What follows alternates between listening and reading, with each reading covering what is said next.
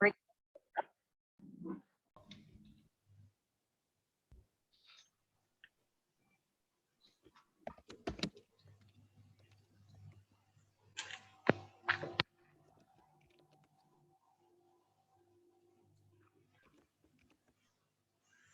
saya akan livekan ke FB sekarang ya. Nanti bagi queue ya. Okey, kalau dah live saya akan beritahu sekejap.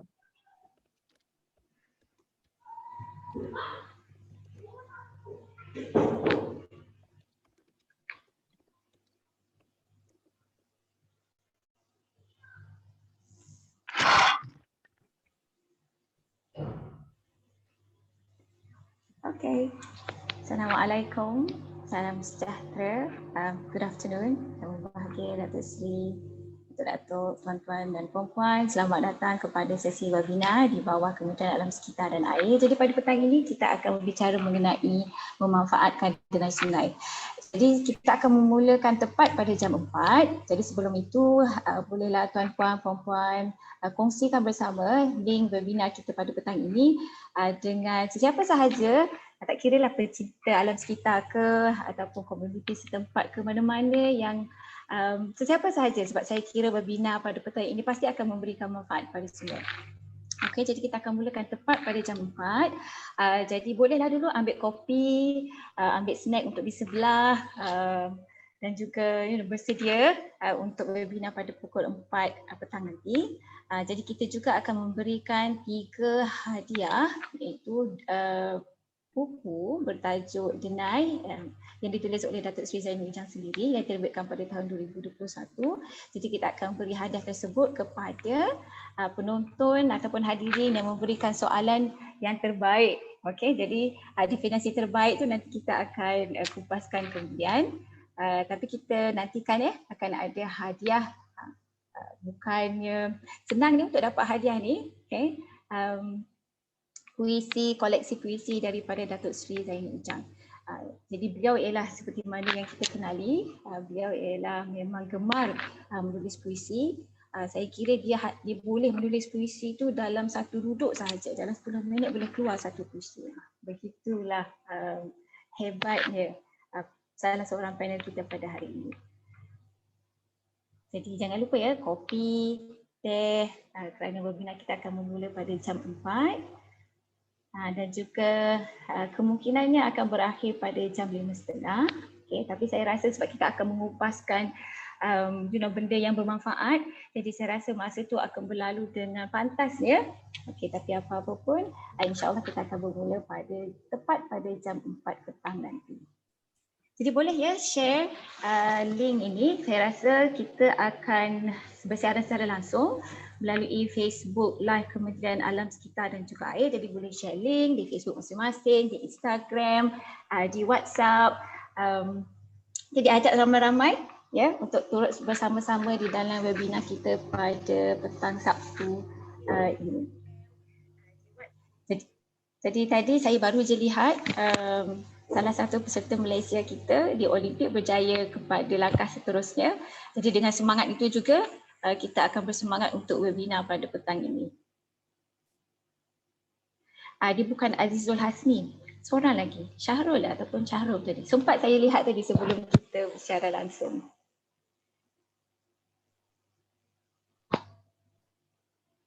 Okey, jadi kita beri masa untuk ahli panel bersedia. Jadi tepat pada jam 4 kita akan mulakan sesi webinar kita.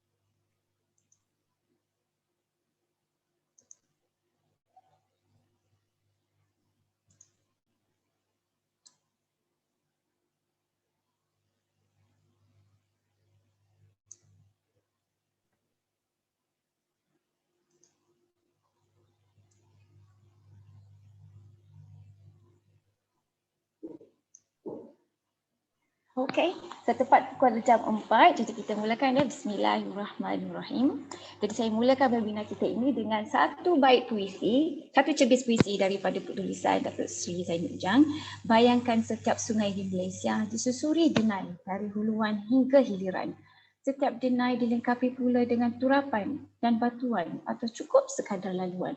Membentuk jaringan denai sungai berpuluh ribu kilometer bersambungan. Dengan itu, Assalamualaikum warahmatullahi wabarakatuh. Salam sejahtera, good afternoon. Hadirin sekalian, pencinta alam sekitar.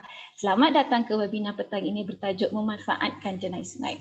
Jadi nama saya ialah Hana dan saya diberi tugas khas pada petang ini untuk menjadi moderator kepada panel ahli-ahli panel kita pada petang ini untuk webinar ini. Jadi hadirin sekalian, sebelum itu, apakah yang dimaksudkan dengan denai?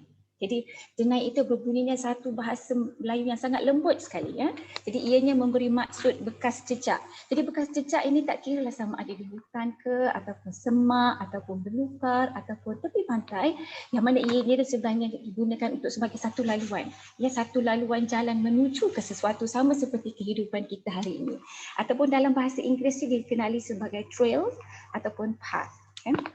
Jadi dalam webinar ini, seperti mana yang saya sebutkan tadi, kita akan beri sebanyak 3 buah buku kepada penonton yang bertanyakan soalan. Hadiahnya ialah buku bertajuk Denai yang diterbitkan pada tahun 2021, nukilan dan tulisan oleh Datuk Seri Zaini Ujang sendiri. Jadi di hujung nanti kita akan bacakan soalan daripada hadirin ya, melalui ruangan chat di Facebook ataupun di Zoom.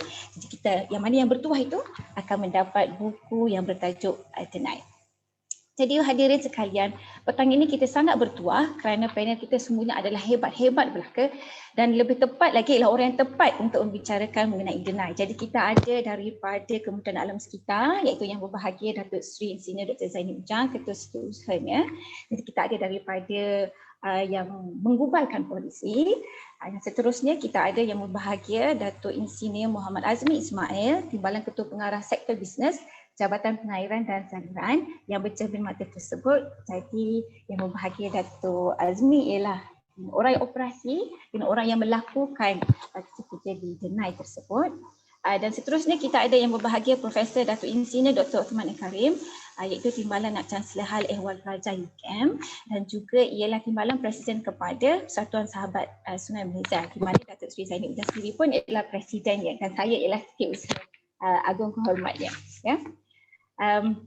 Jadi kita ada panel kita daripada yang menggubal polisi, yang membuat operasi dan juga yang melaksanakannya, dan juga kita ada juga panel daripada akademia. Jadi insya-Allah webinar kita pada petang ini akan mendapat perspektif yang holistik daripada berbagai sektor. Okay.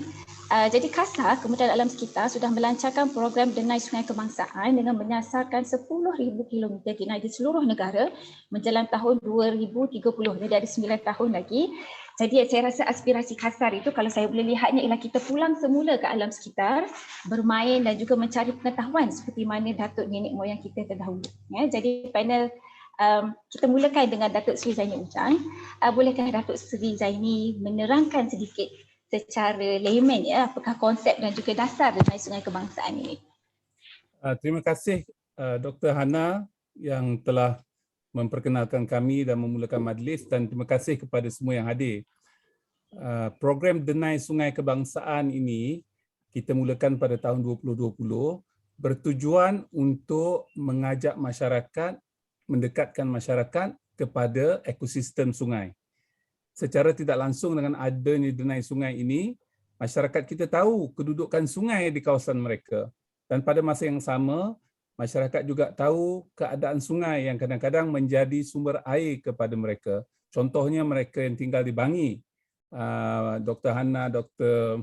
Profesor Osman, saya, kita duduk atau kita menginap di kawasan yang berpinggiran dengan sungai air hitam, iaitu salah sebuah anak sungai, dalam bahasa Inggeris dia panggil tributary kepada Sungai Langat. Dan di hilirnya lebih kurang 20 km ialah loji air Semenyih 2 yang membekalkan air kepada kita. Jadi maknanya bukannya air itu, sumber air kita di hulu, sumber air kita di hilir. Jadi dengan memahami tentang konsep denai sungai ini, sekurang-kurangnya kita boleh tengok sungai kita tu. Kenapa sungai kita tu banyak sampah, banyak plastik, kadang-kadang warnanya macam-macam, dan ini secara tak langsung akan memberi pengajaran kepada kita, memberi pengetahuan kepada kita, kesedaran kepada kita supaya sama-sama menjaga sungai tersebut. Dan denai sungai, denai yang disebutkan oleh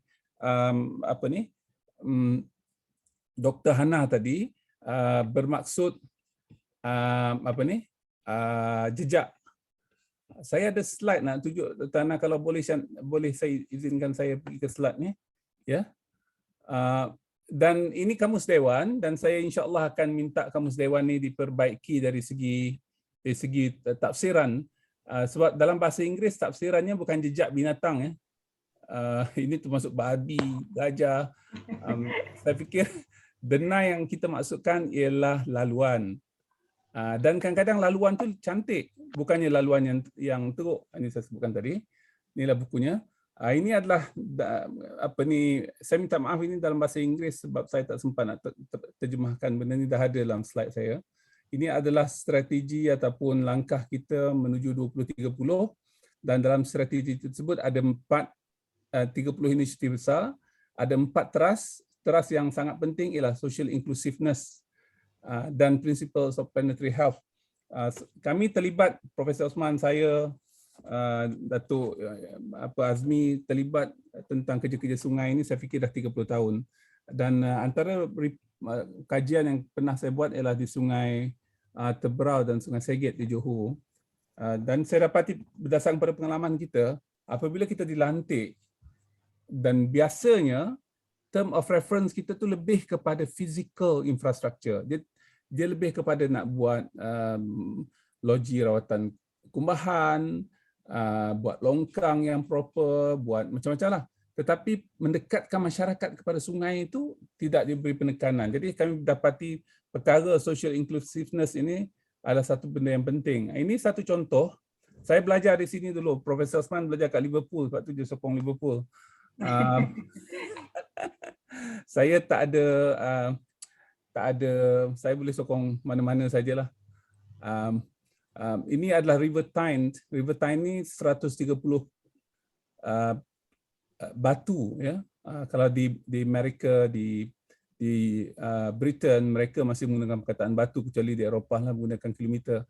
130 batu daripada puncanya sampailah ke sungai, ke muara.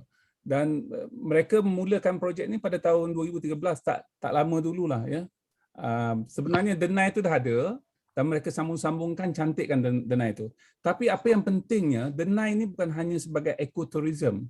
Denai ini adalah sebagai salah satu daripada kaedah untuk merawat pesakit kanser. Ini sangat penting, ya. Bila kita berjalan di denai yang cantik, ada historical sites-nya, kemudian ada flora and fauna di keliling tu, ada sungai yang cantik, ada laut yang cantik, secara tak langsung akan memberikan dorongan dari segi minda kita, dari segi immunity kita supaya lebih segar. Dan inilah yang kita harapkan, denai kita nanti yang kita nak buat tu 10,000 kilometer tu bukan hanya sebagai ekotourism, bukan sebagai hanya untuk memastikan yang kawasan tersebut tidak disampahkan. Isunya dulu apabila tidak ada denai, kawasan di sekitar sungai itu, di tebing sungai yang menjadi tanah rizab JPS, Jabatan Pengairan dan Saliran, dipenuhi dengan sampah sarap, walaupun tak sepatutnya berlakulah. Dan biasanya apabila berlaku masalah pencemaran, kita dapati tong-tong buangan terjadual, tong-tong ataupun sampah dan sebagainya banyak dibuang di situ. Jadi kalau kita jadikan kawasan yang 20 meter kedua-dua bahagian tebing sungai itu sebagai denai sungai yang sentiasa dilalui oleh masyarakat. Jadi ini secara tak langsung akan menjarakkan mereka yang berhasrat untuk mencemarkan sungai tersebut daripada kawasan tersebut. Dan di Malaysia ada 80,000 kilometer sungai. Kita hanya nak buat trail ini 10,000 kilometer, itu pun sebahagian kiri kanan. di bahu kedua-dua jalan. Saya ada satu slide nak tunjuk ni. Ini di Kyoto. Saya pergi ke Kyoto pertama sekalinya pada tahun 1986. Ketika itu sungai di Kyoto ini tidak bersih, tidak cantik. Denainya tidak seindah ini. Inilah di Kyoto. Kalau kita pergi ke Kyoto tu ada dua sungai. Satu tu sungai yang menerima pelbagai pelepasan, termasuk pelepasan daripada kilang dan sebagainya, yang besar tu, yang sangat cetek, tak lebih daripada 1 kaki. Dan ini yang kita nak buat, Datuk Azmi, ya, tak lebih daripada 1 kaki, jadi aeration akan sentiasa berlaku dan sungai itu boleh seberang. Ada ketikanya jabatan pihak yang mengendalikan sungai ini benarkan anak-anak seberang sungai, ya, mesti dapat kebenaran. Dan yang sebelah kiri itu sungai ini boleh digunakan untuk tujuan sumber air minuman. Bayangkanlah kini keadaan di pagi, petang, siang, malam di Kyoto, di mana masyarakat menggunakan sungai itu sebagai tempat beriadah, tempat berehat dan sebagainya. So apakah ciri denai sungai? Satu, denai itu mesti dah tebing sungai, bukan denai sungai itu di tempat yang jauh, atau kalau tak tebing sungai pun di anak sungai. Mendekatkan masyarakat kepada sumber air. Rangkaian denai di seluruh negara menjadikan salah satu citra bangsa kita. Sebab di Amerika mereka telah buat 150,000 kilometer denai, termasuk denai sungai. Ya, kita boleh daripada New York boleh pergi ke San Francisco ataupun boleh pergi ke Los Angeles melalui denai sungai dan denai-denai yang ada lah. Bukan daripada timur ke barat itu kan, kalau daripada New York ke San Francisco. New York pergi ke San Francisco, pergi ke sana, ke utara, selatan, timur, barat. Ya, denai juga boleh menjadi sebagai pusat rekreasi, boleh menjadi sumber pendapatan kepada penduduk setempat kalau mereka ada berjualan dan sebagainya. Tapi kita buat proper supaya tidak menyebabkan pencemaran. Dan denai juga adalah di atas rizab sungai. Ini sangat penting, ya. Jadi apabila di atas rizab sungai, kerja-kerja untuk memulihkan ataupun buat kerja-kerja fizikal jadi cepat. Tak ada isu pengambilan tanah yang selalunya melambatkan projek, dan juga tak ada isu tentang kos yang terlampau tinggi. Jadi Datuk Azmi akan ceritakan tadi bagaimana denai sungai ini sedang kita majukan, dan untuk itu sebagai perbincangan awal. Wallahu a'lam. Okey. Tapi itulah saya tadi melihat yang Sungai Kyoto, tapi kebanyakannya kalau bandar-bandar besar seperti di London ataupun di Paris, dia memang ada sungai memang melalui bandar besar tersebut, dan memang akan ada denai untuk laluan sebelah kanan dan kiri lah, tebing, dan juga macam Sungai Han di Seoul. Saya punya denai sungai yang saya selalu nampak ni ialah apabila saya balik ke Kelantan tu, lalu Bentong, dia memang ada denai sungai dan dia memang sangat aktif denai sungai di Bentong tu. Jadi sejak pelancaran tu, saya rasa saya difahamkan pembangunan denai sungai kebangsaan ini sangat pesat berjalan.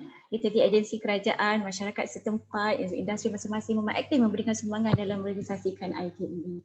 Jadi saya pergi seterusnya kepada panel seterusnya, iaitu Datuk Insinyur Muhammad Azmi daripada JPS. Bolehkah Datuk memberikan sedikit gambaran pencapaian semasa denai sungai kebangsaan di Malaysia pada ketika ini? Terima kasih Dr. Hana dan Datuk Sri Dr. Zainul Jam, Profesor Datuk Osman, ya. Dan saya rasa bangga jugalah bersama Datuk Sri dan Profesor Datuk Osman pada petang ini, dan juga moderator kita, yang mana kita bayangkan macam mana denai sungai ni kita nak bina dan apakah peranan denai sungai ni. Dan Datuk Sri Dr. Zaini dah cerita definisi, dan dia menjadi sebagai bridging kepada social inclusiveness yang disebut oleh Datuk Sri tadi, dan sehingga dapat merawat penyakit kanser. Itulah satu perkara yang saya rasa perlu kita kepada ni. Dan di JPS, Dr. Hana, ya, di JPS kita telah memulakan program bersama masyarakat ni sejak 20 tahun dulu lagi dah, macam Datuk Sri sebut lagi tu. Kita ada Cintailah Sungai Kita, dan kita ada public outreach program dan berbagai lagi. Tetapi dia belum melengkapi kita rasakan. Dan kalau kita tengok fungsi JPS tu yang kita laksanakan infrastruktur yang berkaitan dengan air, sumber air, kan. Dan dia ada bahagian-bahagian yang trust di JPS tu. Sedikit saya nak cerita JPS ni sebelum kita masuk kepada status kita sekarang ni. Sila Dan dia ada satu bahagian pengurusan lembangan sungai di JPS tu. Kita panggil bahagian pengurusan lembangan sungai. Dan di situlah kita hasilkan plan integrated river basin management. Macam mana kita nak manage kita punya river basin ni. Dan river basin ni untuk pengetahuan umum, bila kita sebut dalam basin tu adalah ataupun lembangan tu adalah sempadan topografi. Sempadan dia bermula daripada tanah tinggi dan kawasan yang paling lembah tu adalah sungai. Dan sungai itu akan terus mengalir ke laut. Dan apabila komplit sistem ni, sungai mengalir ke laut, dinamakan sebagai suatu lembangan. Ya? Dan di Malaysia ni, kita ada 2,986 lembangan. Ya? 2,986 lembangan sungai bermakna kita ada 2,986 aliran sungai utama yang terus ke laut. Ya? Kita adalah anak-anak sungainya lagi kan. Macam Datuk Sri sebab sungai Air Hitam tadi tu. Sungai Air Hitam merupakan anak sungai yang pergi kepada Sungai Langat kan. Tetapi dia adalah merupakan lembangan Sungai Langat. Dan Sungai Langat tu akan pergi ke laut. Dan daripada 2,900 lembangan sungai itu ataupun aliran sungai, kemudian kita gabungkan jadi main basin. Yang kita pakai sekarang ni adalah 189 main basin. Kita nak buat apa-apa pun, lembangan kita ada 189 main basin ataupun lembangan utama. Itulah. Dan daripada kita boleh bayangkan daripada 2,986 tu berapa panjang sungai kita. Kita ada lebih 60,000 kilometer panjang sungai kita. Itu di Semenanjung. Dan kalau dicampur Sarawak lagi, Sabah Sarawak, dia akan lebih lagi. Dan kita bayangkan. Dan daripada situ, target kita nak bina 10,000 kilometer, 10 tahun akan datang lagi pencapaian kita insya-Allah. Saya rasa kita boleh capai. Dan sekarang ni pun kalau kita tengok dalam keadaan situasi terkini, kita di JPS kita ada buat portal inventory untuk denai yang kita dah ada. Kan? Dan kita dapati kita telah melebihi 1,000 kilometer Datuk Seri yang telah terbina. Kalau kita tengok daripada gambaran kita di layar tu, daripada semua negeri kita kumpulkan, kita ada 1,148 kilometer denai dan berbagai jenis denai lah yang dan dibina oleh majlis, yang dibina oleh JPS dan berbagai-bagai lagi. Tapi yang paling utamanya kita kena manfaatkan denai ini. Kita kena bawa komuniti mengguna denai ini dan dengan sekaligus pencemaran ataupun kualiti air sungai kita tu akan terjaga. Itulah matlamatnya.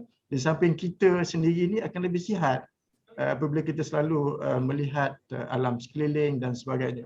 Itu adalah dari segi pencapaian infrastruktur.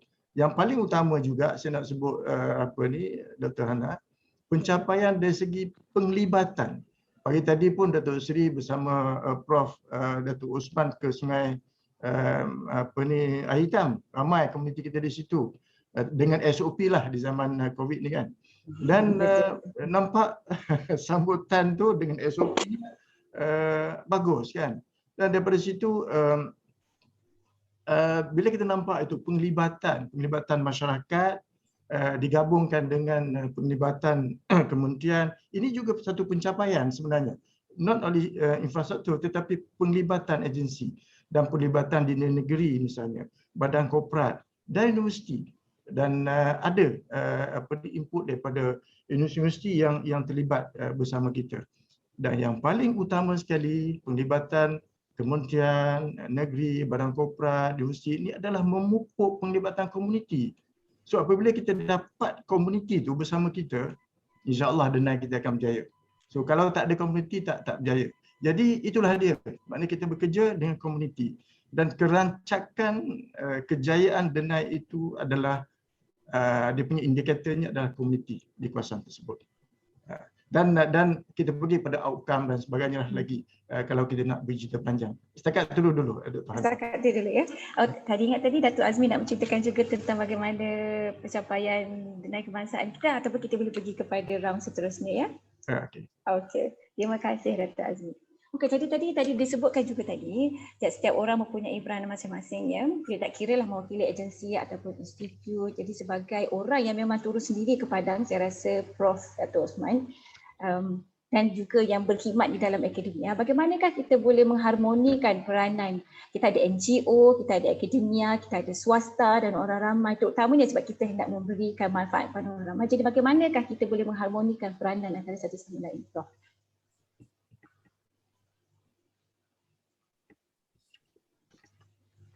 Terima kasih Dr. Hana. Terima kasih juga panelis pada petang ini. Semalam saya dijemput di Pelawa oleh Datuk Seri untuk bersama dalam webinar ni, dan saya mengambil masa agak lama untuk menjawab sebab saya lebih suka untuk turun ke Padang. Kalau ajak turun Padang, dalam few second I'll be there lah. Tapi webinar ni saya tak berapa ni lah. Tapi apapun, saya rasa ini merupakan satu perkongsian, dan saya ucapkan terima kasihlah kepada penganjur kerana mempelawa saya untuk bersama berkongsi pengalaman dan juga pengetahuan yang ada. Sebelum itu, salam YNWA, You Never Walk Alone. Walaupun Datuk Seri Zaini mungkin tak setuju dengan YNWA, tapi kami berdua daripada Negeri Sembilan. So Hobeng Jang Hobeng maknanya adalah merupakan kumpulan kami, insyaAllah. Saya tak pasti Datuk Azmi daripada negeri mana, tapi alhamdulillah seperti yang disebutkan tadi, Datuk Azmi telah pun menekankan pentingnya komuniti lah, ataupun NGO ataupun masyarakat di dalam menjayakan usaha denai kebangsaan ini. Di sini kita melihat bahawa kita telah mengabaikan kebersihan sungai ini agak lama. We take things for granted, dan juga beberapa polisi yang mungkin tidak sesuai dengan usaha kita untuk menjaga sungai. Contohnya, sungai itu dibina di belakang kawasan perumahan. Apabila satu kawasan perumahan dibina, sungai di belakang, bukan di depan. Ya, jadi oleh kerana itulah maknanya we take things for granted, maknanya it become a natural disposal ground. Apa-apa semua masuk dalam sungai. Kan? Tetapi di beberapa negeri kita lihat sungai itu di depan rumah. Jadi kalau sungai itu di depan rumah, kan, sudah pasti kita tidak akan membiarkan sungai itu kotor. Kerana apabila orang sampai ke rumah kita, dia akan lalu di depan rumah dahulu. Tapi sebab kita lihat pembangunan yang banyak berlaku di beberapa kawasan, sungai itu di belakang. Ya? Dan seperti yang disebutkan tadi, walaupun kita ada reserve sungai dan sebagainya, reserve sungai itu disalahgunakanlah dengan penempatan haram, dengan kalau kita lihat di Sungai Langat contohnya, terdapat beberapa kandang ternakan yang sepanjang pengetahuan saya adalah tidak legal lah. Maknanya mereka mengambil kesempatan kerana tidak ada penguatkuasa yang mengawal kawasan-kawasan tersebut. Setelah mungkin mereka memulakan dengan satu projek yang kecil, tidak ada halangan ataupun gangguan daripada pemerintah, maka mereka terus membesarkan sehinggalah apabila seperti yang kita lihat di Sungai Langat berhampiran dengan projek kita itu, it become more difficult untuk kita merobohkan kandang haram itu kerana dia telah bertapak di situ agak lama, sehingga satu ketika kita berhadapan dengan owner itu yang mengangkat parang pada kita lah, kan. Jadi dari segi peranan, Prof tak? Macam mana? Dia angkat parang tu diparangkan Prof ke? Rakan-rakan kita lah, rakan-rakan kita. Kerana mereka merasakan they own the land already. Because they have been there for many years, untuk sekian waktu yang lama, mereka merasakan itu kawasan mereka. Jadi berbalik kepada soalan Dr. Hana tadi, bagaimana nak memurnikan ataupun melibatkan NGO ataupun masyarakat ataupun komuniti ini, yang penting adalah kesedaran. Kalau kita bercakap mengenai NGO, ada beberapa jenis NGO, ada NGO yang mengkhusus kepada aktiviti seumpama inilah. Seperti yang kita ada, Friend of River Malaysia, Friend of Damansara River, Friend of Langat River dan sebagainya, memang itu mengkhusus kepada itu. Mana aktivitinya memang berfokus dan tertumpu kepada aktiviti membersihkan sungai sekaligus membangunkan denai-denai sungai. Tetapi NGO yang lain, kita tidak menafikan penglibatan mereka, kerana mereka juga ada memberikan komitmen sebagai sebahagian daripada sumbangan kepada alam sekitar mereka juga mengadakan aktiviti-aktiviti berkala, turun secara beramai-ramai untuk membersihkan sungai, untuk membina denai dan sebagainya. Dan kita tidak mengatakan bahawa this is our job, this is our responsibility. Orang lain tak boleh buat. No, we welcome everybody yang ingin terlibat samalah, sebab itu yang disarankan kepada kita kan, supaya kita menjaga alam sekitar dan kita sama-sama, maknanya kerana seperti yang kita tahulah, alam dunia yang kita miliki sekarang ini ataupun environment that we have now is borrowed from the future generation. So tanggungjawab kita untuk menjaga, memastikan bahawa apa yang kita tinggalkan untuk generation akan datang berada dalam keadaan baik. Kalau dilihat sejarah, maknanya masa kita kecil dulu, masa tu di Gombau lah ya, sungai itu very clean, very clear, kita boleh terjun macam itu saja kan. Tetapi atas nama pembangunan, dibina pembangunan dan sebagainya, and again, once again, the river is taken for granted. Dia merupakan aliran untuk, sebenarnya sungai itu adalah merupakan saluran yang digunakan untuk memindahkan air daripada satu kawasan ke bigger water bodies kan. Tapi di kala ini kita lihat dia menjadikan tempat yang paling mudah untuk buang sampah kan. You can throw it behind your house, you won't stay there, you go to somewhere else, then solve your problem kan. Payah nak kena angkut ke tempat buang sampah dan sebagainya. So selain daripada itu, kita melihat akademia juga memainkan peranan yang penting lah. Saya ingin mencabarlah akademia bukan sekadar menghasilkan kertas-kertas jurnal yang kita banggakan dengan Q1, Q2 dan sebagainya, tetapi kita tidak lihat bagaimana dia diimplemented ataupun diaplikasikan di dalam masyarakat. Dalam bab menjaga sungai ini, saya mencabar akademia untuk turun bersama dan mempraktikkan ilmu-ilmu yang mereka ada itulah, dengan membangunkan modul-modul untuk digunakan oleh sekolah-sekolah. Begitu juga di peringkat universiti pun boleh kita galakkan pelajar-pelajar untuk turun bersama secara praktikal melihat. Dan saya berterima kasih kepada Datuk Seri Zaini Ujang lah, kerana masa kita bawa student ke sungai itu, beliau menjadi tenaga pengajar secara percuma, memberikan taklimat bagaimana kualiti air, apa kepentingan kualiti air, bagaimana terjadinya alur dan sebagainya lah. Maknanya it can be done outside the classroom. Tak semestinya dia diajar di dalam dewan kuliah, tetapi boleh dipraktikkan, dan itulah yang akan memberikan kesedaran dan juga kesan yang mendalam kepada mereka.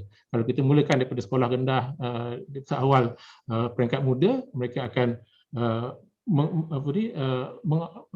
will appreciate lah. Mereka akan merasakan bahawa inilah sepatutnya amalan yang mereka amalkan apabila mereka dewasa kelak.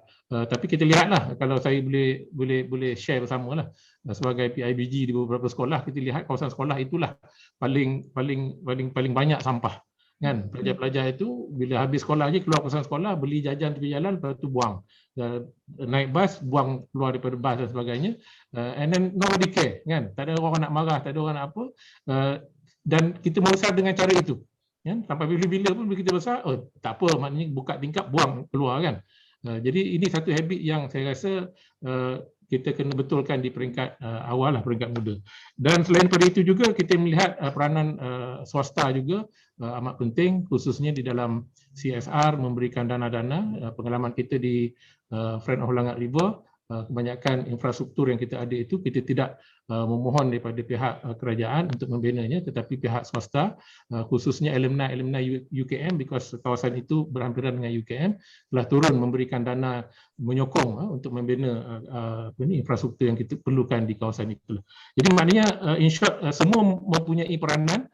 It is not your job alone, this is my job alone, it is everybody responsibility lah. Maknanya semua kena memberikan kerjasama yang baik dalam memastikan kita sama-sama menjaga alam sekitar, dan usaha ini adalah sangat mencabar, dan usaha mula yang telah dipelopori oleh Yang Berbahagia Datuk Seri Zaini Ujang itu saya rasa sangat bagus, dan kalau boleh jangan dibiarkan dia dalam kita semangat tu tiba-tiba dalam pandemik ni everybody feel that tak payahlah turun kan. Jadi kita rasa tak. Tapi maknanya pagi tadi membuktikan bahawa walaupun dalam keadaan pandemik kita tak boleh keluar, kita masih lagi semangat itu masih lagi bersama kita untuk kita pastikan bahawa sungai kita bersih, dan akhirnya projek-projek denai yang kita nak bina itu akan berlaku insya-Allah. Sekian dulu. Okey, terima kasih Prof. Itulah saya kira itu adalah sebagai satu cabaran untuk masyarakat Malaysia. Tapi saya rasa masyarakat Malaysia kini memang sudah dewasa ya dan apa orang panggil bersedia untuk menyahut cabaran untuk hidup secara ekofilosofi. Betul kan ya Datuk Seri? Ekofilosofi. Dan juga saya suka juga pernyataan the Prof tadi, kan ada pepatah bahasa Inggeris kata as long as it's not in my backyard, tetapi sebab di sungai tu dekat belakang backyard dia tapi dia tak nampak, saya rasa mungkin mudah dia untuk baling sampah di belakang itulah. Okey, jadi kita pergi kepada Datuk Seri untuk seterusnya. Jadi saya ada dua soalan di sini, jadi saya combinekan saja ya Datuk Seri. Jadi saya kira kan kalau orang lain pergi ke luar negara, dia mesti mencari tempat, places to visit. Nak visit dekat mana, tapi saya kira Datuk Seri mesti mencari denai manakah yang boleh Datuk Seri pergi untuk selusuri ya saya kira. Jadi dalam banyak-banyak denai mana yang Datuk Seri sudah pergi, denai manakah yang sentiasa di hati? Wow, ini sangat susah soal jawapannya. Saya kami belajar di Malaysia ketika itu masa saya undergraduate. Jadi sebahagian besar masa saya belajar di UTM kampus Kuala Lumpur. Jadi kami ini memang letak satu-satunya kampus universiti tengah-tengah bandar Kuala Lumpur, iaitu kampus UTM lah masa tu. Jadi Sungai Kelang ke? Tak ada. Di hati tu? Sungai yang biasa kita daripada kecil kami lah Sungai Bunus lah, depan UTM tu Sungai Bunus. Sungai Bunus. Okay. Sungai Bunus. Tetapi bila saya belajar di England, Sungai Tyne tadi tu adalah sungai yang menyebabkan profesor saya sangat terkenal. Profesor saya MB Prescott, dia Tyne and Wear Professor. Nama sungai. Professorship itu after the river. Maknanya Sungai Langat lah macam tu lah. Profesor Sungai Langat macam tu. Profesor Sungai Langat okay. Macam tu. Jadi maknanya kepentingan seseorang profesor tu, dia punya endowment tu is after the river. Jadi bukannya nama seorang dermawan ataupun nama apa-apa, nama sungai. Ya, jadi saya tanya dia, kenapa nama sungai pula dia punya professorship ni kan? Orang selalunya nama, kalau kita di Amerika tu biasanya nama penderma. Kalau di UKM tu kalau ada yang professorship yang ditaja nama syarikat, Sam Dabi apa, kalau ya yang macam itu. Tapi masa saya selepas saya biasa pergi ke Amerika, saya lebih tertarik dengan denai sungai di Amerika. Ya, khususnya berbanding dengan yang di UK Datuk Seri. Berbanding dengan UK, Amerika lagi cantik ya. Contohnya denai sungai di Massachusetts. Contohnya di depan MIT dan Harvard itu ada Sungai Boston, Sungai Charles River dia panggil. Jadi saya banyak membaca tentang Charles River ni. Charles River ni lebih teruk daripada Sungai Kelang 100 tahun yang lalu.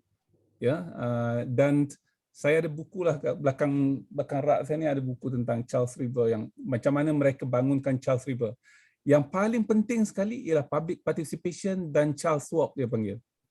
Berjalan ini. Dia kena buat tebing tu, kena ada tempat orang berjalan dan jogging. Jadi pagi-pagi masa saya belajar di Harvard dulu, pagi-pagi hampir semua, kalau tidak semua pun hampir semua classmate saya bangun pagi, saya tak tahu pukul berapa, katalah bangun pukul 6 kan, bangun pergi jogging. Jadi masing-masing akan bertanya berapa round hari ni. Oh, sebab kita ada loop tu lebih kurang dalam 3 km daripada Harvard Business School pergi ke Kennedy School, pergi ke MIT ujung sana, lepas tu pergi ke Boston University. Jadi loop tu lebih kurang dalam 3 km lah. Jadi ada orang kata, oh I have done 5 this morning. Kita tahu lah 5 tu makna 5 kali pusing. Itulah conversation kita, sebab kita digunakan breakfast, sarapan pagi dengan pakaian, jogging kita. Jadi masing-masing pun ialah di tempat sejuk, tak adalah berpeluh sangat. Tapi selepas daripada itu saya ada masa yang panjang untuk belajar dan cari apakah implikasi denai yang ada di sungai itu sampai ke hulu.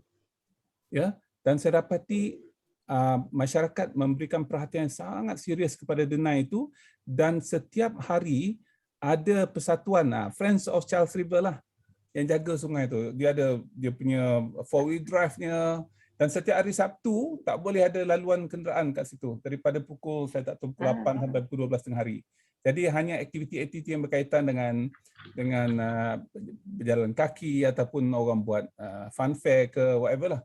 Jadi sangat meriah saya dapati, dan saya sampai ke situasi yang sedemikian dalam keadaan saya telah menjadi profesor dalam bidang alam sekitar. Jadi saya fikir itu lebih praktikal daripada kita fikir on hard investment ni, infrastruktur. Saya ada tunjukkan satu slide ni. Minta maaf lah, saya selalu tunjuk slide ni supaya orang jangan silap kod saya lah. Ya, okay, this is the slide. Priority of environmental sustainability dari segi agensi dan important kalau kita ambil Stephen Covey punya ni. Jadi yang paling urgent sekali tapi low in terms of importance-nya ialah routine and procedural, ceremonial. Sebab tu event-event kita Profesor Osman tak ada rasmi, tak ada apa. You nak rasminya duduk dalam sungai tu. Rasmi siapa turun dulu masuk dalam sungai. Siapa yang mula-mula sekali kutip sampah, itulah peresminya. Bukannya seorang yang kita tunggu-tunggu, kadang tu habis masa pukul 9.30 tak sampai lagi. Kita nak bergotong royong dan sebagainya. Paperwork yang normal. Yang kedua adalah crisis management. This is low in terms of importance but very urgent. Kita kena buat. Jadi banyak masa kita habis kat situ. Okey, Datuk Azmi, saya banyak kat sini. Implementation, enforcement, infra, project, apa semua ni. Inilah kerja kita, Datuk Azmi. Kalau Jabatan Alam Sekitar tu saya fikir 90% kerja dia kat sini. Kemudian kita terbiar di sini. The green culture tu, in terms of urgency low, sebab tu orang tak buat. Sebab dia tak urgent. Tak buat pun tak apalah. Ya, yang melibatkan public education and awareness, develop lifestyle, volunteerism, disebabkan dia bukan urgent dan people thought it is not important. Ya, padahal yang important and urgent ialah yang urgent, not urgent but importance, itu yang beri keutamaan, itu yang long lasting. Kalau kita nak tengok benda tu lama bertahan kat situ. Sebab itulah kalaulah saya nak bagi, ini quote Stephen Covey punya framework, itu priority kita sepatutnya. Order of priority kita ialah quadrant low urgent, high important. High importance, high urgent nombor 2. Yang ketiga ialah rutin lah. Kalau tak buat rutin ni tak dapat gaji pula kita kan. Nak hal-hal yang berkaitan dengan paperwork yang berkaitan. Tetapi sebahagian besar daripada kita habiskan masa crisis management. Ya. This is dari segi time allocation supposed to be green itu mesti lebih daripada 30%. Implementation of course penting, tetapi yang juga penting. Apa bezanya antara kebanyakan projek dengan projek Denai Sungai ini? Denai Sungai ini is emphasis on green culture. Ya, kita ajak masyarakat, sebab tu syarat untuk membolehkan sesuatu kawasan itu diberi penekanan masuk dalam 10,000 km tu ialah masyarakat bersedia untuk menggunakannya. Ada kawasan yang telah kita banner, Datuk Azmi, orang tak guna pun. Bersemak, berlalang apa semua. Turfing yang kita buat tu hilang. Ya, disebabkan oleh tumbuh pokok dan sebagainya sebab orang tak guna. Jadi kita mesti tunjukkan yang ada orang guna. Pada masa yang sama, they have to contribute. Contohnya tadi kita di kampung Razak Datuk Abu Bakar Baginda, kita dah bincang lebih daripada setahun dan apa yang kita buat sekarang ni ialah kita start investment. Jadi tadi kita lancarkan 50,000 dana untuk tanam pokok dan tanam bunga. Pokok yang kita tanam tu pokok yang cantik lah yang akan menjadi insya-Allah mercu tanda kawasan tersebut. So Hana, what is the difference Hana? Ialah we give a lot of emphasis on green culture enhancement. Ya, itulah. Jadi apakah kelainan yang Denai Sungai Kebangsaan ni dengan yang Denai-Denai yang Datuk Seri pernah lawati? Okey, Denai tak perlu Denai di Malaysia luar negeri. So sebab kita kan nak membandingkan dengan projek pembangunan yang lain kan. Jadi apakah kelainan yang Denai Sungai Kebangsaan ni bawa kepada masyarakat Malaysia? Okey, kelainannya ialah dia local must participate. Okey. Jadi bukannya macam buat yang biasa tu, yang ni kerja JPS tak ada. JPS macam buat kerja yang kita datang melawat sahaja. Okay. JPS buat yang basic sahaja. Selebihnya masyarakat kena jaga, sampah tu kita sama-sama bersihkan, besok ada plogging, pada masa yang sama kita buat walaupun dalam aktiviti dalam keadaan PKP dan sebagainya, kita cubalah untuk buat mana yang boleh, jangan bersama dan jangan nampak sangat yang kita buat kerja masing-masing lah. Kita maknanya bukan duduk sekali beramai-ramai macam tu. Ya. Ya, sebab saya percaya sebenarnya local participation tu ialah memberikan 85% saya kira lah apa orang panggil contribution kepada kelestarian sesuatu tempat tersebut, terutamanya kalau kita bercakap mengenai denai sungai. Jadi Datuk Azmi, tadi Datuk Seri ada menceritakan denai yang dia paling suka tu denai di Amerika Syarikat lah ya. Tapi saya tahu ada juga denai sungai di Malaysia yang mana cantik juga. Salah satunya ialah denai Sungai Pengkalan Datu ya Datuk Azmi. Jadi bolehkah Datuk Azmi ceritakan lagi mengenai denai sungai manakah lagi yang di Malaysia yang sudah boleh kita Datuk Azmi cerita Malaysia lah. Kalau tanya saya boleh cerita yang Malaysia macam mana. Kalau luar negeri kat mana tu sebab kita dapat inspirasi banyak di situ. Ya betul. Tapi Dr. Hana, saya percaya Datuk Seri Dr. Zaini, I think kalau sebut Sungai Pengkalan Datu ni dia rasa nak pergi lagi kan. Itu lagi satu saya sengaja sebut tu. And then memanglah denai Sungai Pengkalan Datu ni di Kelantan. Satu negeri dengan Dr. Hana lah ya. Dan memang dia di Kebun Krian dan kita tengok pencapaiannya amat membanggakan lah ya. Itu salah satu daripada denai yang kita mulakan. Sedikit je kita kerajaan invest sedikit saja, but dia punya hasil, impaknya itulah bila Dr. Hana sebut di peringkat awal tadi di manakah kejayaan kita setakat mana, itulah dia one of the status pencapaian kita. Pertamanya kita kata universiti banyak sudah terlibat dengan kita. Uni10 for example kan, UKM, NMSU, UTHM, UTM, USM sendiri kan kalau kita tengok di di Kebun Krian tu. Dan itulah dia bila contribution daripada universiti semua ni kepada masyarakat, dari idea dan sebagainya, semangat tu yang paling besar dan dia jadi kan. Dan penglibatan komuniti dah menampakkan hasil juga. Dan kalau dulu Datuk Seri KSU Datuk Zaini menggunakan Friends of Langat River pemulanya.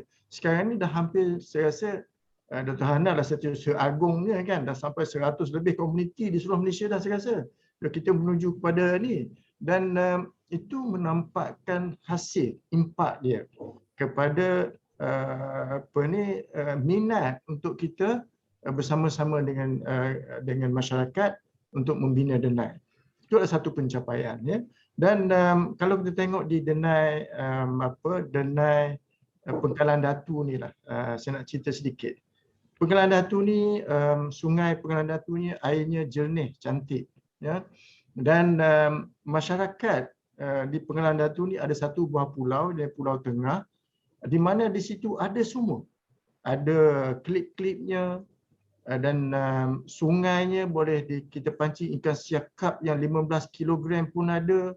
Itu menunjukkan bahawa ekosistem di sungai itu sangat cantik dan penduduknya begitu harmoni antara satu sama lainnya.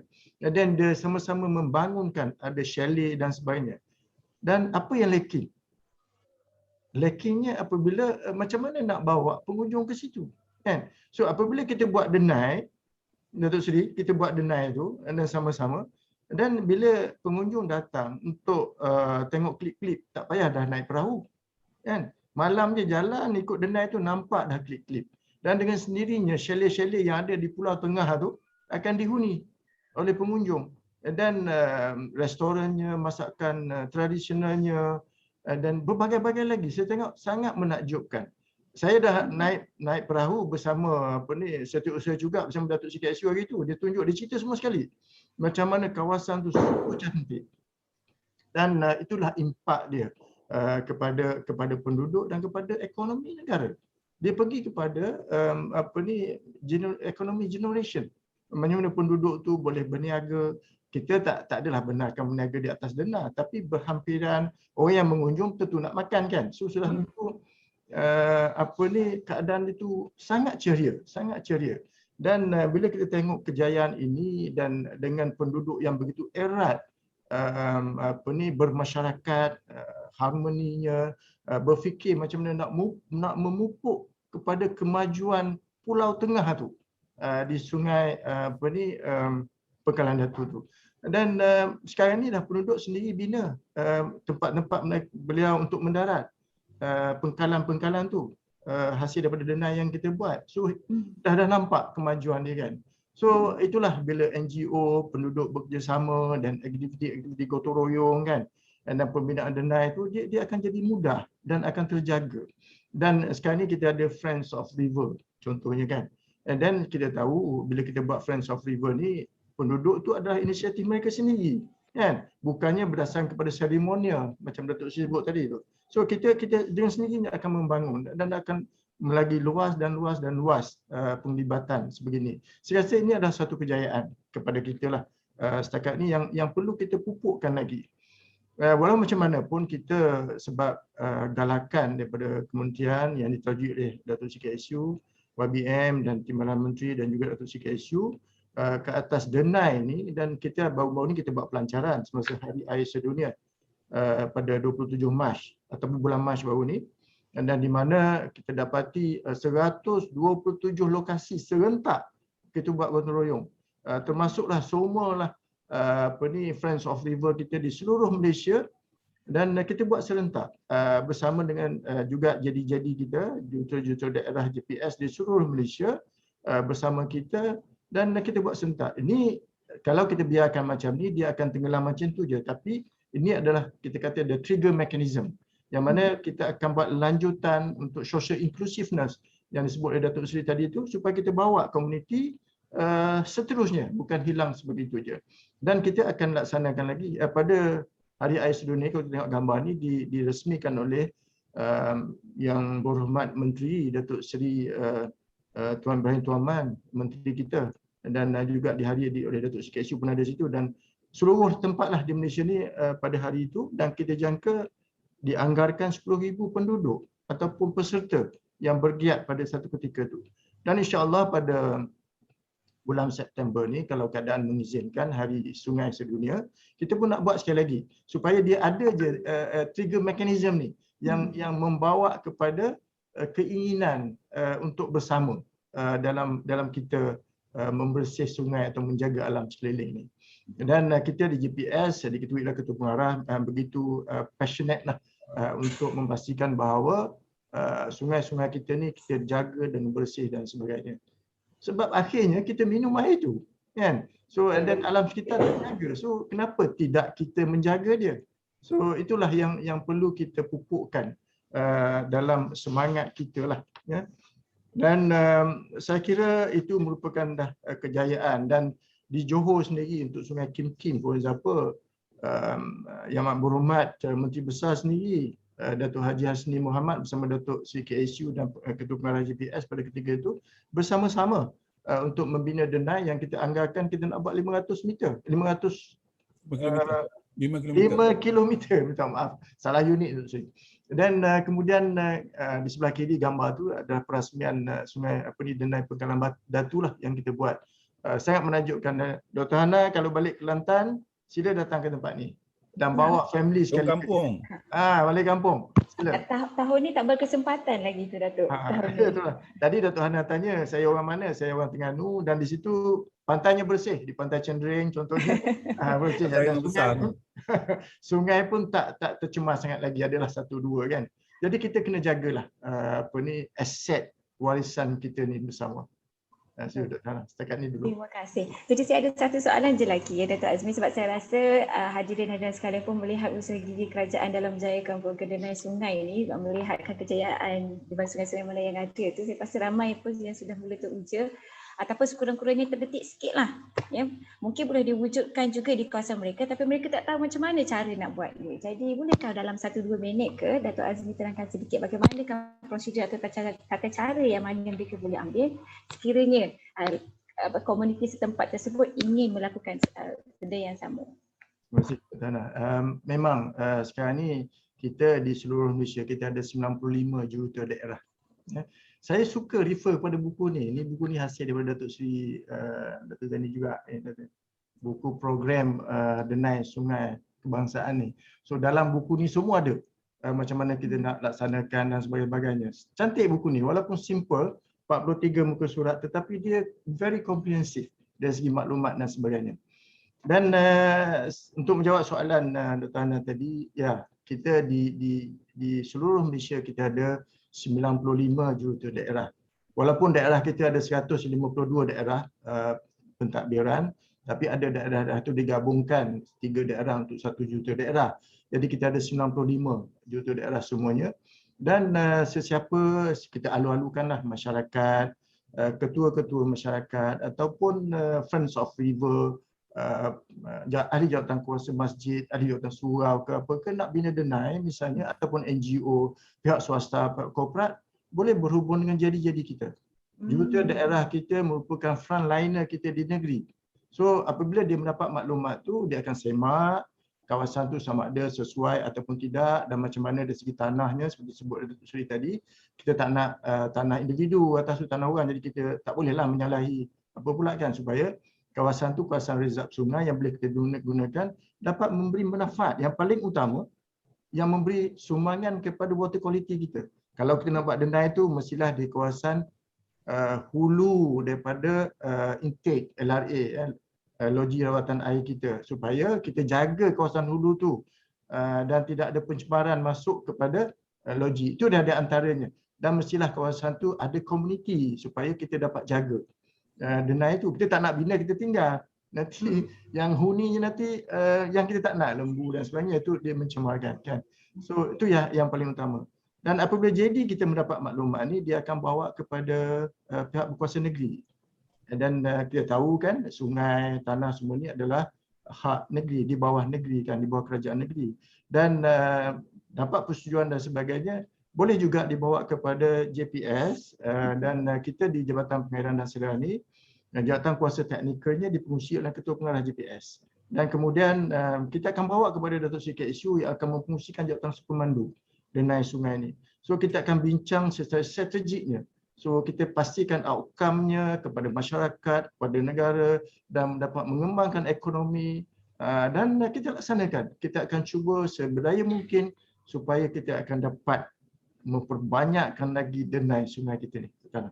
InsyaAllah. Baik, terima kasih Dr. Azmi. Jadi saya pergi kepada Prof. Osman. Prof, saya kira salah satu hobi Prof selain daripada mengajar ialah berkebun ya. Ya, jadi apabila kita bercakap mengenai aktiviti di tepi denai sungai ni, kita tak mahu hanya terlibat. Orang kata kalau orang sebut je denai sungai tu ingatnya hanya aktivitinya berjalan sahaja. Jadi dengan pengalaman Prof di Friends of Langkat River, aktiviti apakah lagi yang kita boleh lakukan di denai sungai? Sama ada berkebun ke, berkemah, memancing di denai sungai ni, adakah boleh ke Prof? Terima kasih Dr. Hana. Dr. Azmi orang Terengganu Saya Prof. dengan Datuk Seri Zaini Ujang ni masa di Terengganu. Gaduh masa di Terengganu dulu. Ikan seberang takir. Ikang. Okey, Ikang. Jadi dari segi apa yang boleh dilakukan tu, saya rasa Datuk Azmi telah pun menjawab tadi, bahawa sebaik-baiknya eloklah dirujuk dahulu dengan sama ada juruterus daerah ataupun bahagian-bahagian yang bertanggungjawab ke atas reserve sungai. Kerana sungai itu dia ada reserve, ada juga koridor sungai. Dan antara sungai itu adalah milik peribadi ataupun milik individual, dan obviously kita tak bolehlah maknanya masuk tanah orang dan buat sesuka hatinya lah. Tetapi mungkin pada pandangan saya, Datuk Azmi, seperti yang saya sebut pada awal tadi, disebabkan oleh kurangnya penguatkuasaan dan juga pemantauan. Jadi kebanyakan mereka yang tinggal berhampiran sungai, bukan saja berhampiran sungai, malah datang daripada jauh. Biasanya yang duduk di rumah-rumah taman yang tidak ada tanah untuk bercucuk tanam, dan mereka ini memang habitnya ataupun suka untuk berkebun dan sebagainya. Mereka akan cari kesempatan ruang-ruang yang kosong di tepi sungai, yang seperti yang saya sebut juga pada awal tadi, tidak ada pemantauan. Mereka mula kecil-kecilan dan akhirnya okey je, macam tak ada gangguan kan. Mereka pun develop besar, dan bila mereka dah bangunkan itu, mereka akan memasang pagar. Pasang pagar itu macam dah jadi milik mereka lah kan. Dan akhirnya apabila kita nak lakukan projek-projek seumpama ini, kita terpaksa berhadapan dengan mereka lah. Malahan baru-baru ini di kawasan UKM itu, kita punya denai yang dah cantik itu dikorek lubang. Kita difahamkan individual yang pernah mengusahakan tanah itu nak menanam pokok-pokok lagi lah. tapi dia merosakkan denai yang telah kita buat lah. It's a pity lah, maknanya sebab kita pun dah lama tak pergi disebabkan oleh EMCO ni, maka mungkin individu tersebut merasakan bahawa kita dah tak berminat lagi untuk meneruskan projek ini kan.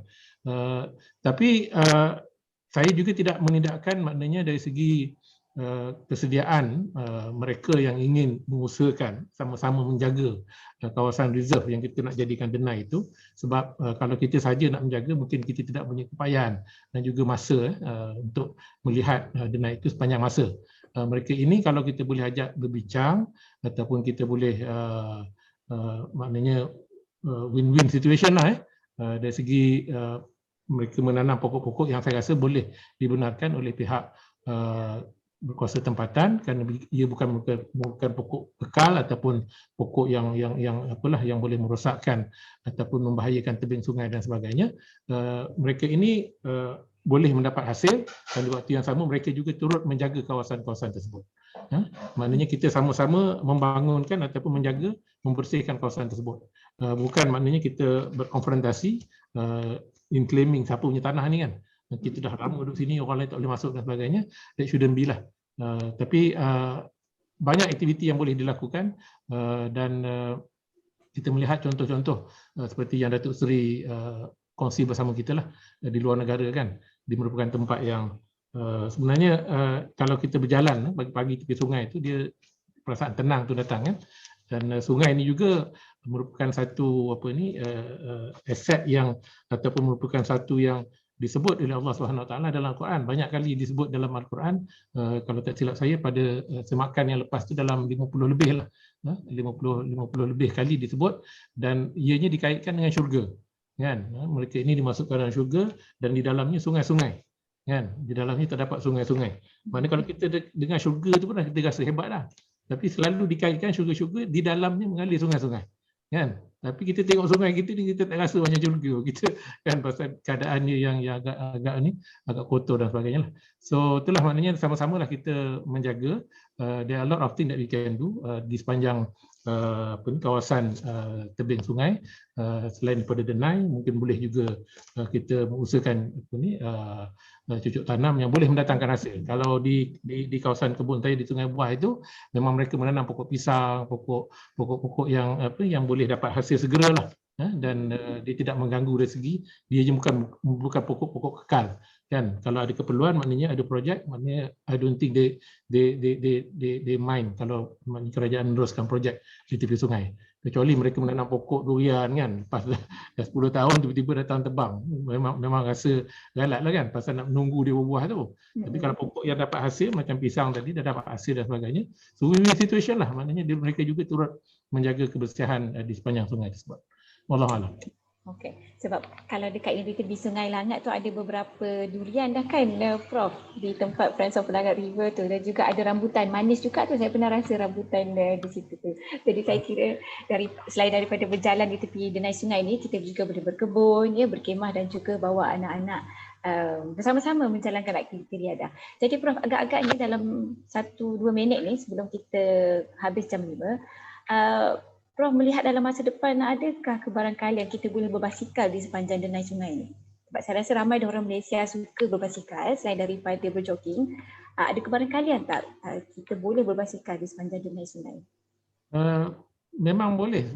Malahan saya dalam perancangan kita lah, selain daripada denai untuk kita berjalan ataupun trekking, juga disediakan trek sungai, trek laluan basikal supaya mereka juga boleh enjoy di senario pemandangan yang indah di tepi sungai dengan menaiki basikal.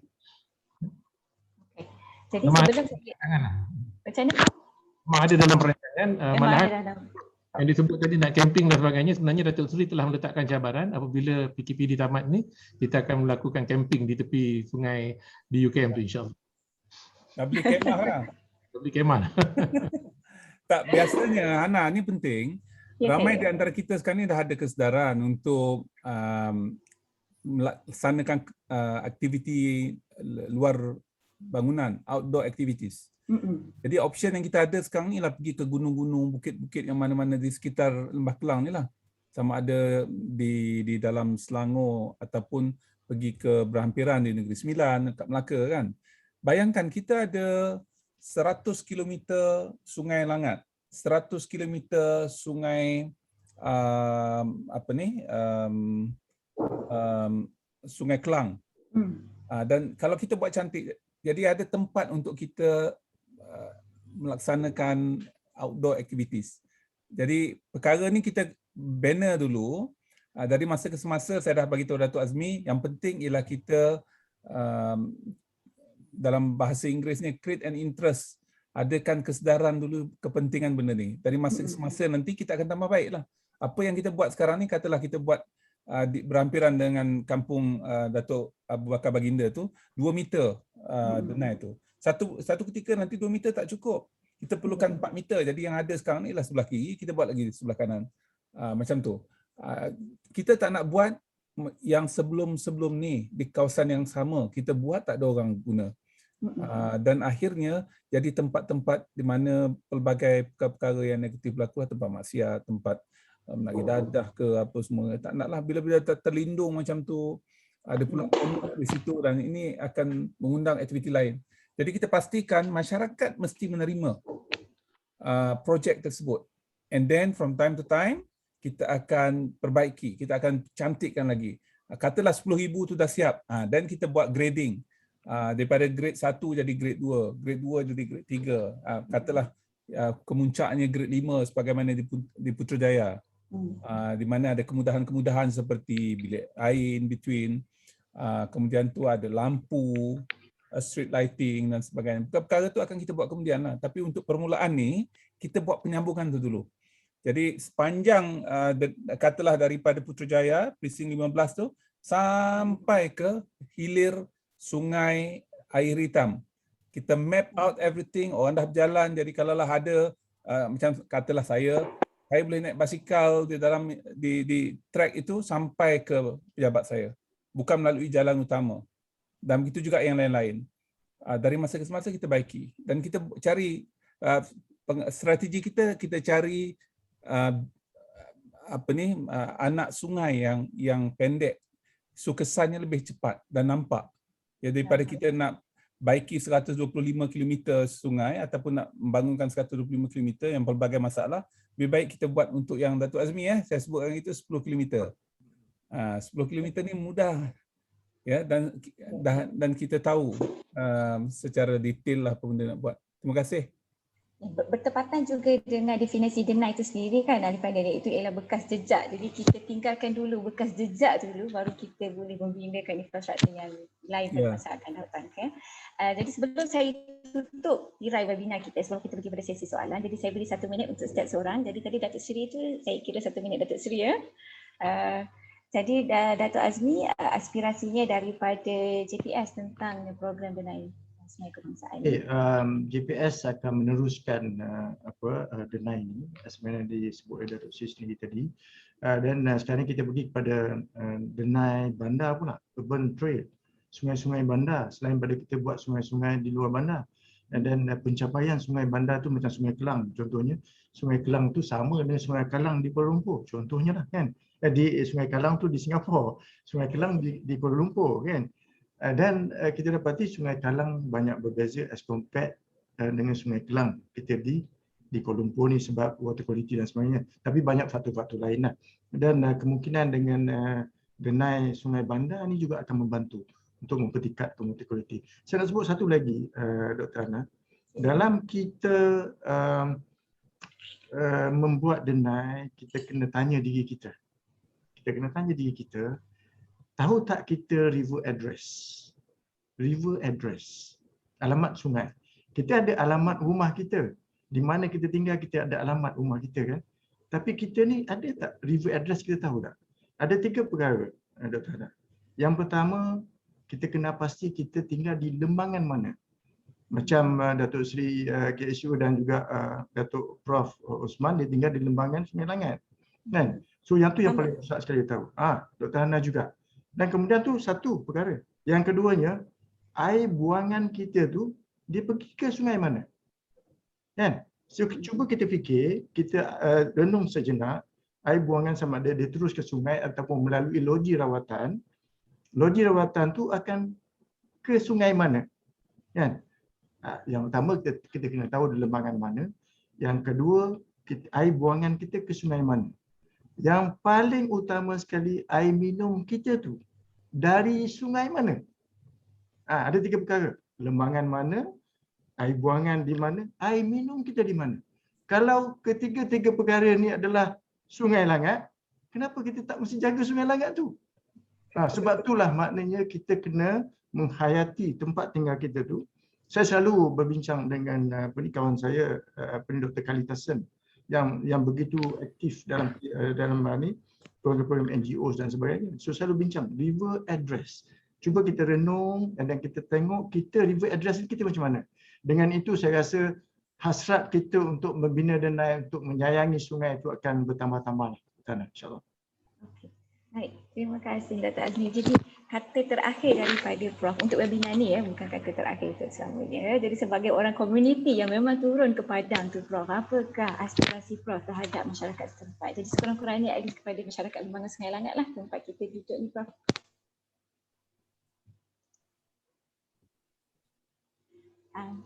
Saya melihat peranan komuniti itu sangat signifikan di dalam menjayakan projek yang kita lakukan inilah, dan kena ada keinginan dan juga kesedaran mengapa kita melakukan perkara tersebut.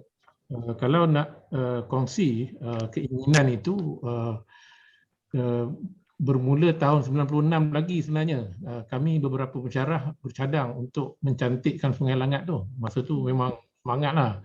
Kita nak jadikan dia setara dengan Oxford, Cambridge yang ada canoe race every year kan.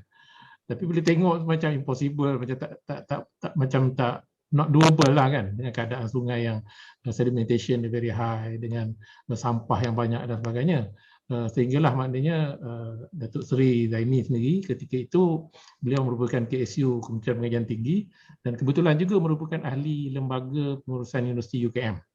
Dan beliau lalu di kawasan Alur Ilmu itu, dan dia nampak air yang masuk ke Sungai Langat dari anak sungai Alur Ilmu ataupun tributary itu jernih. Jadi Datuk Seri berpandangan kalau semua anak sungai yang masuk dalam main river tu bersih macam itu, then we can solve the real problem.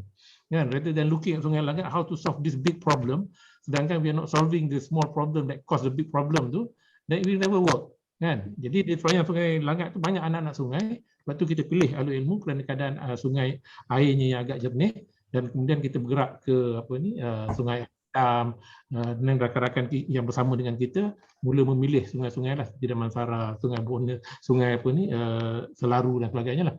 So yang penting keinginan itulah, dan harapan setiap kali bila saya bawa pelajar turun bersama untuk terlibat dalam program Friend of Langat River tu, I don't expect that they can be there all the time, tetapi ianya merupakan satu pencetus keinginan untuk mereka melakukan perkara yang sama apabila mereka mula menetap di kawasan-kawasan lain nanti. This is a lifelong learning kan konsep. Bila mereka katalah ada yang pindah ke Terengganu, ada yang pindah Pahang dan sebagainya, they will pick a small river, then they start small, and then eventually get the community involved. Akhirnya kita memberikan satu impak yang besar lah terhadap usaha yang kita nak buatkan. InsyaAllah. Terima kasih. Harap juga ada snowballing effect ya Prof? Ada snowball effect. Okey. Jadi kita masuk, terima kasih kepada Datuk Seri, Datuk Azmi dan juga Prof Osman. Jadi kita masuk kepada sesi soal jawab. Jadi saya akan pilih satu soalan untuk setiap ahli panel, boleh ya? Untuk itulah bagi-bagi siapa nak jawab. Yalah, satu. Okey. Okey, jadi saya satu soalan dulu. Ada banyak beberapa soalan ni. Jadi saya pilih satu dahulu. Jadi dia kata pihak Waterwatch Penang juga ingin merakamkan ucapan terima kasih kepada Datuk Seri kerana telah menyumbang sebuah kontainer di pendidikan sebagai pusat informasi dan pendidikan sungai di Taman Jajah Sungai Ara. Tapi dia kata walau bagaimanapun untuk mendapat permit penempatan, permit dari Jabatan Tanah juga diperlukan, tetapi application proses tersebut adalah amat susah dan melibatkan pelbagai dokumentasi. Lebih-lebih lagi di musim MCO ini, adakah pihak KASA ataupun JPS dapat membantu persatuan tersebut, Satuan Pengamatan Air Pulau Pinang ini dalam proses permit application? Jadi saya buka soalan kepada Azmi. Okey, Dr. Azmi ya. Terima kasih Dr. Hana. Terima kasih kepada soalan ni. memang kita pun ada juga masa tu kita buat di program Public Outreach Program di Berhampiran Manawati, Sungai Kelang, bahagian Hulu. Sama juga kita ada buat program sebegini oleh penduduk dan punya.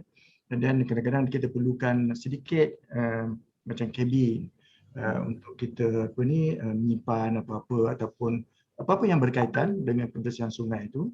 Jadi kalau itulah tujuannya, saya rasa boleh berhubung dengan jurutera daerah di kawasan berkenaan dan bagi tujuan penglibatan komuniti ataupun masyarakat untuk tujuan kebersihan sungai ini sangat digalakkan.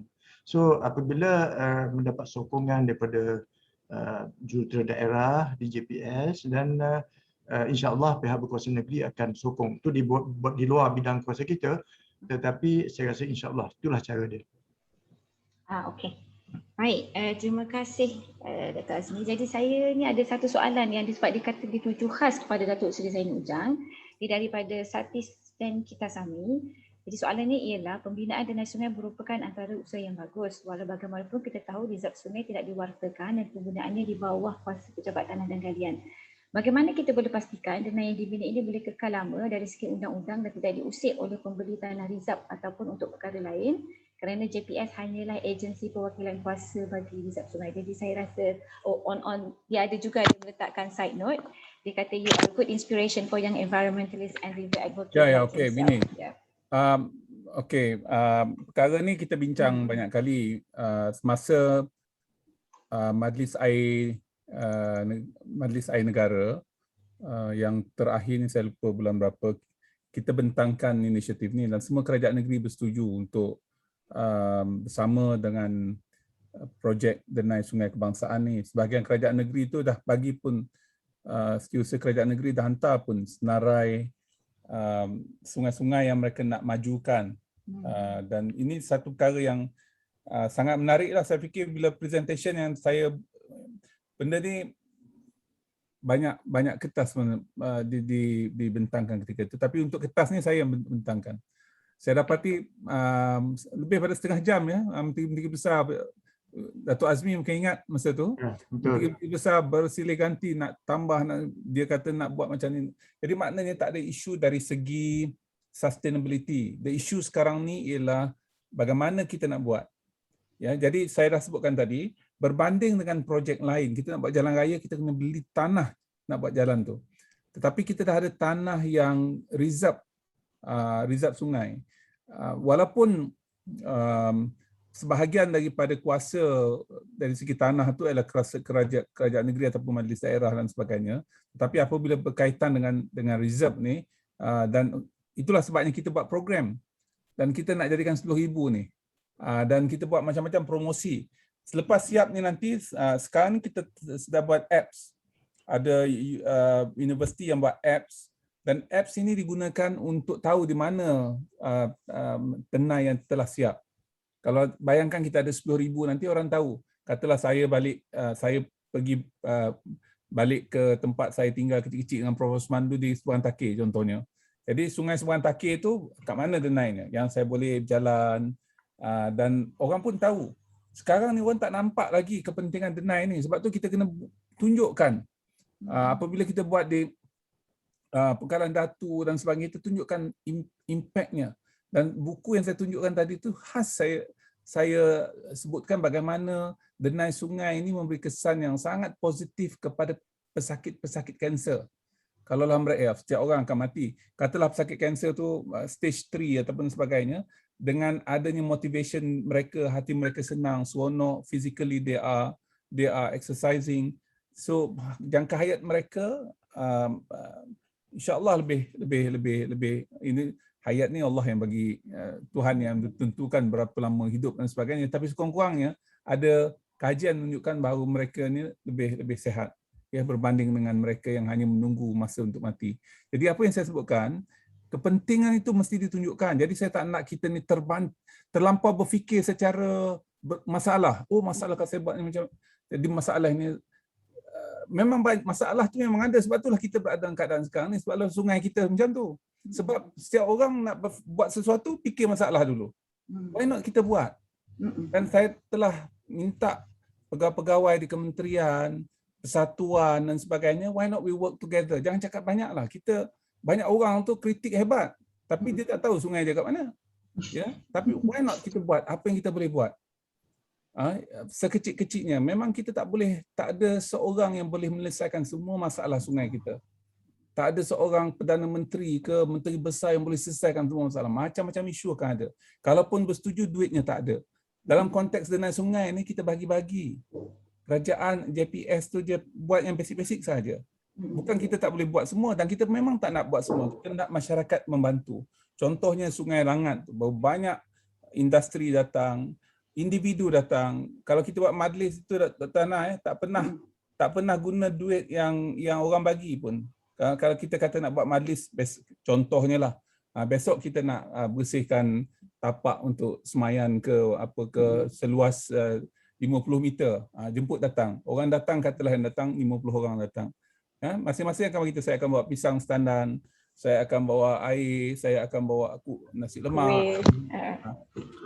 Dalam kebiasaan projek macam tu nak buat itu saja habis 3,000. Tender tak bagi kat siapa? Ya, dan sebagainya. Kita tak bincang tentang itu.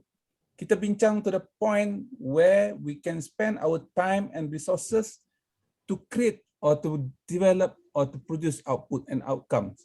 Itu yang penting. Bukannya fikir, nanti kita kalau buat ni siapa nak taja makanan, nak buat t-shirt, nak buat apa, tak ada. Kita semua tu tak masuk dalam perkiraan kita. Duit yang kita dapat daripada pelbagai pihak tu dedicated kepada physical work yang kita nak buat. Denai yang kita nak buat, pokok yang kita nak tanam, sebagainya. Tak ada untuk makanan, itu adalah sikit-sikit sesekali dia orang gunakan. Tapi saya fikir sebahagian besar daripadanya adalah kepada physical infrastructure yang kita nak buat. So this is a shift. Kalau sebelum tu, semua tu dibuat oleh kerajaan. Ya, jadi mari kita berfikir secara outcome dan output. Sebab saya selalu ingatkan semua pihak. Jangan berfikir ni nanti masalah macam mana. Tak apalah, nanti insya-Allah mudah-mudahan kita akan dengan niat kita yang betul, benda tu dapat settle. Kalau orang nampak dengan adanya denai sungai ini mencantikkan lagi kawasan perumahan mereka, secara tak langsung rumah yang berharga 500,000 jadi 1 juta. Ya, sebab depan rumah tu boleh ada track 5 km sepanjang sungai. Sungai itu pun makin lama makin cantik. Ada satu soalan yang bertanya, ya kita bincang tentang denai sungai, bagaimana dengan air sungai? Ini sangat penting. Ini sama soalan yang berlaku di Charles River, di Hans River. Bila orang dah hari-hari lalu kat situ, dia orang tanya, kenapa sungai ni tak bersih? Nanti kita jawab. Dia tak bersih sebabkan oleh sewage treatment plant kita tu tidak berupaya tinggi. Kenapa tak berupaya tinggi? Sebab awak bayar RM8 saja sebulan. Untuk kita tengok negeri lain macam mana. Singapura bayar lebih tinggi, 115% charge kepada pembentungan berbanding dengan charge kepada air minuman. Keadaan air minuman di Singapura sangat tinggi. Barulah sungai mereka yang dialirkan air kumbahan ke sungai ke, kalau nak di Singapura tak ada dah sekarang ni, semua di recycle. Ya, barulah ada nilainya. Soalan tu dijawab kemudian. Itu advanced level punya question. Tapi sekarang ni basic ialah kita mesti cinta sungai kita buat apa yang kita boleh. Ya, cara yang paling mudah sekali ialah kita bersihkan tepi sungai, tebing sungai itu jadikan denai, kita sama-sama enjoy. Ya, dan secara tak langsung orang pun takut nak cemarkan sungai. Betul. Wallahualam, panjang. Betul tu Datuk Seri. Tak apa. Jadi bermaksud Datuk Seri tadi, maksudnya kita buat dahulu dan kita selesaikan masalah itu when it comes kan. Jadi barulah kita akan ada progress kan. Di peringkat kementerian, di peringkat kerajaan negeri. Sebab tu kita libatkan JPS di daerah. Pak JPS daerah ni diwakilkan kuasa untuk melaksanakan kerja-kerja yang berkaitan dengan kerajaan negeri. Jadi lebih mudah lagi lah sebab Datuk Azmi yang koordinat, Datuk Isham sebagai ketua pengarah yang koordinat projek ni, jadi kita selaraskanlah. Kalau sebelum ni kita buat, kita independen daripada pihak kerajaan. Sekarang ni kerajaan bersama kita. Kan tadi kita sebut tentang strategic networking dan social, apa tadi istilah yang saya gunakan? Social inclusiveness. Inclusiveness. Yes. Social inclusiveness. Itu masuk sebagai satu daripada 4 trust kita untuk melaksanakan sustainability roadmap ini. Baik. Terima kasih Datuk Seri. Saya janji satu soalan untuk setiap satu panel ya. Jadi saya ada lagi janji manis saya kepada Prof. Osman. Jadi saya pilih satu soalan. Ditulis dalam bahasa Inggeris. So how can this river trail helps to conserve the sustainability of the water resources as well as reducing the risks of water shortage and scarcity issue in our country? Jadi saya rasa dia berkenaan juga dengan kelestarian sumber air dan juga bagaimana kita boleh mengurangkan water shortage dan juga water scarcity issue dalam negara kita terkaitkan dengan denai sungai ni, Prof. Saya merasakan Datuk Seri baru saja menjawab kepada soalan tersebut, kan. Maknanya kepentingan denai itu, maknanya kalau kita menggunakan denai itu dan kita akan lihat keadaan air sungai itu, kan. Kalau denai itu melalui hutan, kita boleh appreciate hutan kan dengan apa ni, kehijauan dia dan sebagainya. Tapi kalau kita jalan tepi sungai, nampak sampah dalam sungai, we just ignore, saya rasa tak betul lah, kan. Jadi apabila when we use the trail, secara directly we can see the quality of the water, dan timbullah banyak query, kenapa air kotor kan, kenapa begitu begini dan sebagainya, dan akhirnya dia boleh membawa kepada satu keinginan untuk kita menyelesaikan masalah-masalah yang menyebabkan pencemaran kepada sungai, termasuklah seperti yang disebut tadi dari segi effectiveness of the logi dan sebagainya lah. Ya. Jadi kesedaran tu kena ada. If you don't appreciate the river, kan, ada denai pun maknanya tak gunalah. Actually kita indirectly kita nak supaya kita appreciate sungai. Tapi kalau terus turun sungai kan, mungkin orang tak nampak kenapa nak turun sungai kan. Tambah pula dalam keadaan sungai yang sekarang ni dalam kebanyakan dalam keadaan yang tidak sihat untuk digunakan untuk body contact activities, lagilah orang tak turun kan. Tapi bila ada denai, dan indirectly kita akan lihat keadaan sungai itu, dan timbullah hopefully kesedaran bahawa kita juga perlu menjaga sungai itu sebagai sumber air kita. Kan, seperti yang disebut oleh Engineer Azmi lah, kalau kita tanya alamat river address tu, akhirnya itulah sebenarnya sungai yang menghasilkan air yang kita minum hari-hari.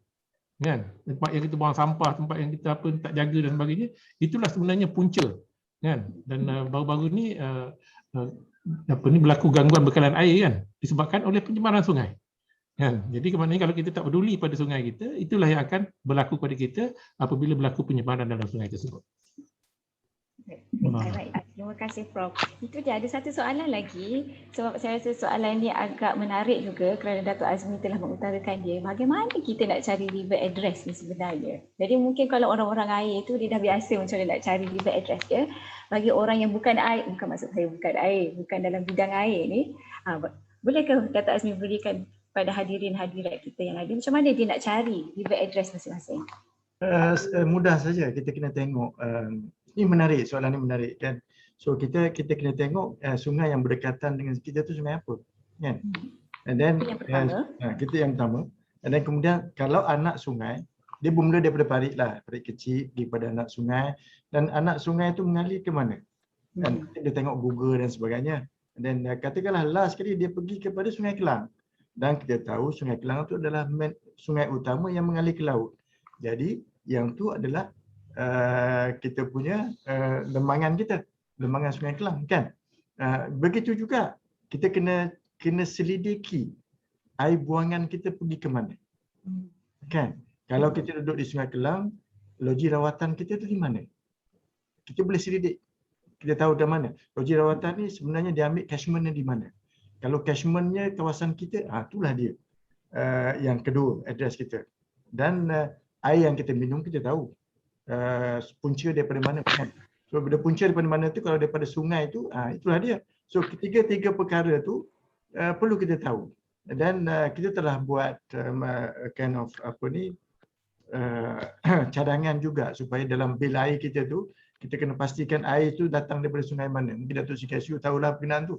So dan bila kita tahu air tu daripada sungai mana, bila kita nak bayar bil tu, sebenarnya air ni daripada Sungai Langat. So kita kena jaga Sungai Hitam ni, sebab air Sungai Hitam ni dia pergi kepada Tasik Cempaka dan terus kepada Sungai Langat. Macam tu. Jadi itu adalah way forward kita di Pekat Kementerian, insya-Allah. Okey, terima kasih Dr. Azmi. Saya rasa itu adalah satu cara yang sangat baik. Tak langsung kita beri terus kepada masyarakat kita sungai mana yang sepatutnya kita perlu jagalah. Secara tak langsung berbalik kepada apa yang panggil, kita nak mendekatkan balik masyarakat kita kepada sungai untuk menjaga sungai kita supaya lestari sehinggalah ke anak cucu dan juga masa hadapan. Jadi saya kira masa sekarang ni sudah 5.24, kita pun janji sehingga 5.30. Jadi saya tutup lah ya soalan. Kita pun dah menjawab 3 soalan. Jadi adakah 3 soalan tu tadi dia Datuk Seri? Kita Ya, boleh dapat 3 buku, bagi alamat lah. Bagi alamat dan nombor telefon. Okey, jadi tadi saya rasa Water Watch Penang, saudari Fatin Syuhada atau perempuan Fatin Syuhada dengan siapa satu lagi tu nanti boleh berikan alamat kepada sekretariat ya.